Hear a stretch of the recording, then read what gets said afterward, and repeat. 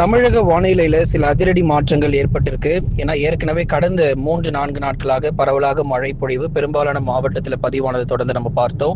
இனி வரப்போகிற நாட்கள்ல மழை பொழிவு எப்படி இருக்கு, கனமழை தீவிரமாகுமா என்பது குறித்து மிக தெளிவாக நம்ம பார்க்கலாம். நீங்க நண்பர்களை மறக்காம நம்ம சேனல் லைக் பண்ணுங்க, சப்ஸ்கிரைப் பண்ணி தொடர்ந்து சப்போர்ட் பண்ணுங்க. துல்லியமான வானிலை அறிக்கை பெற்றுக்கொள்ளுங்க. ஏன்னா ஒவ்வொரு நாளும் நம்ம காலை நேரங்களில் வானிலை அறிவிப்புகள் நம்ம சேனல்ல தொடர்ந்து கொடுத்து கொண்டே இருப்போம். தினந்தோறும் வானிலை அறிவிப்புகள் இருக்கு, அதனால மறக்காம கேட்டு பயன்பெறுங்க. நம்ம சேனல்ல ஸ்டோர்னு சொல்லி ஒரு ஆப்ஷன் தனியா கொடுத்திருப்போம்.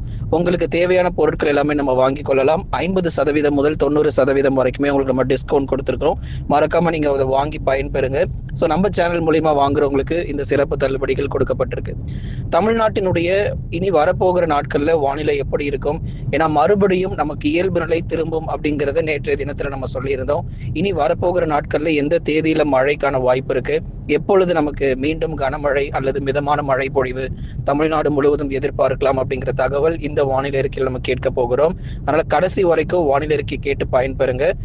இன்றைய தினங்கள் பொறுத்த வரைக்கும் குறிப்பாக இன்று மற்றும் நாளை அடுத்து வரக்கூடிய நாட்கள்ல பெரும்பாலும் பகல் நேரங்கள்ல நமக்கு வெயிலும், அதே போல மாலை நேரங்களில சில மாவட்டத்துல வானம் ஓரளவு மேகமூட்டமாக காணப்படும். மற்றபடி நமக்கு மழையினுடைய தீவிரம் பொறுத்த வரைக்கும் இனி வரப்போகிற நாட்கள்ல குறைய போகிறது.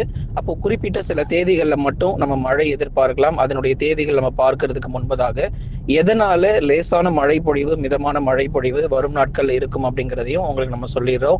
கிழக்கு திசை காற்றின் வேக மாறுபாடு காரணமாக தமிழகத்தில் சில மாவட்டத்துல லேசானது முதல் மிதமான மழை பொறுத்த வரைக்கும் எதிர்பார்க்கப்படுது. குறிப்பா மேற்கு தொடர்ச்சியில் இருக்கிறவங்க, தென் மாவட்ட பகுதியில் இருக்கிறவங்க, உங்க எல்லாருக்குமே இந்த மழை பொழிவானது உறுதியா நம்ம எதிர்பார்க்கலாம். ஏன்னா கடந்த 24 மணி நேரத்துல மட்டுமே நம்ம ஏற்கனவே சொன்ன மாதிரி திருநெல்வேலி மாவட்டத்துல, தென்காசி, தேனி அது போன்ற தென் மாவட்டங்கள் மற்றும் மேற்கு தொடர்ச்சி சில இடங்கள்ல பரவலாக லேசான மழை மற்றும் மிதமான மழையாக பதிவாகியிருக்கு. அப்போ இனி வரும் நாட்களிலும் தொடர்ந்து குறிப்பிட்ட தேதிகள்ல மழை பொழிவுகள் இருக்கும்.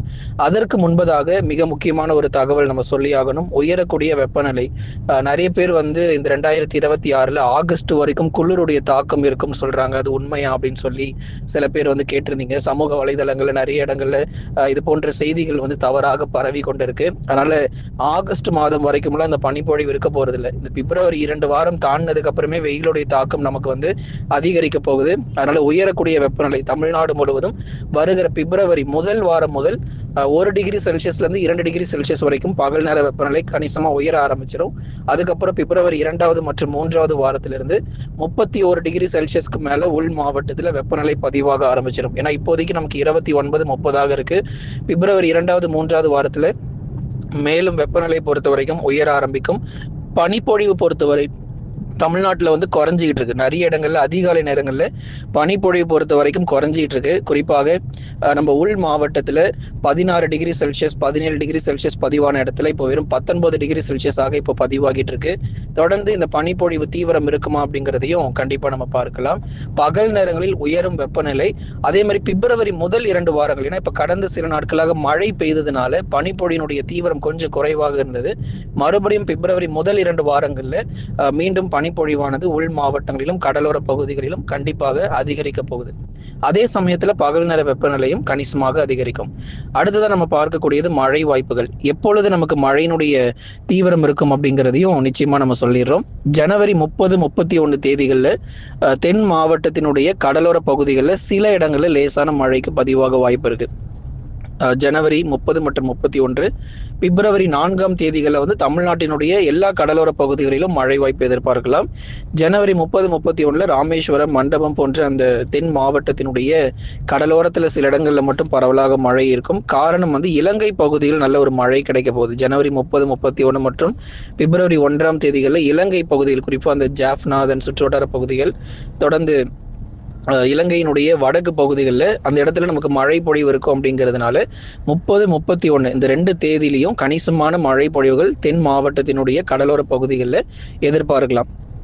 பிப்ரவரி 4ஆம் தேதிகளில் வட தமிழகத்தினுடைய கடலோர பகுதிகள், குறிப்பாக சென்னையிலிருந்து நாகப்பட்டினம் வரைக்கும் இருக்கக்கூடிய வட தமிழகத்தினுடைய கடலோர பகுதி மற்றும் டெல்டா பகுதிகளிலும் கணிசமாக நமக்கு மழை வாய்ப்புகள் அதிகரிக்கும். அதனால பிப்ரவரி 4ஆம் தேதிகளில் தமிழ்நாடு முழுவதும் பெரும்பாலான இடங்களில் லேசான மழையும் சில இடங்களில் மிதமான மழை பொழிவாகவும் விட்டு விட்டு பதிவாகும். அதிகபட்ச மற்றும் குறைஞ்சபட்ச வெப்பநிலை வந்து எங்க பதிவாகிருக்கு அப்படிங்கறத பார்க்கலாம். மற்ற மாவட்டத்தினுடைய மழை வாய்ப்பின் நிலவரம் என்ன அப்படிங்கிறதும் கேட்டிருந்தீங்க. நிச்சயமா அதை நம்ம சொல்லிடுறோம். ஏன்னா இப்போ வரப்போகிற நாட்கள் வடகிழக்கு பருவமழை இல்லாததன் காரணமாக பெரும்பாலான மாவட்டத்தில் நமக்கு மழை தீவிரம் குறைந்தே காணப்படும். ஏற்கனவே நமக்கு ஜனவரி 19ஆம் தேதியோட வடகிழக்கு பருவமழை முடிஞ்சு இப்போ காற்றுல சில திசை மாற்றம் ஏற்பட்டு வருது. வங்கக்கடல் பகுதிகளில் காற்றின் திசை மாற்றம் ஏற்பட்டு வருது. தொடர்ந்து இந்த காற்றின் திசை மாற்றத்தின் காரணமாகவும் சில இடங்களில் லேசான மழை, மிதமான மழை பொழிவு நம்ம எதிர்பார்க்க முடியும். வட தமிழக கடலோர மற்றும் டெல்டா மாவட்டங்களில் நமக்கு பிப்ரவரி 4ஆம் தேதி ஓரளவு லேசான மழை மற்றும் மிதமான மழை பொழிவாக பதிவாகக்கூடும்.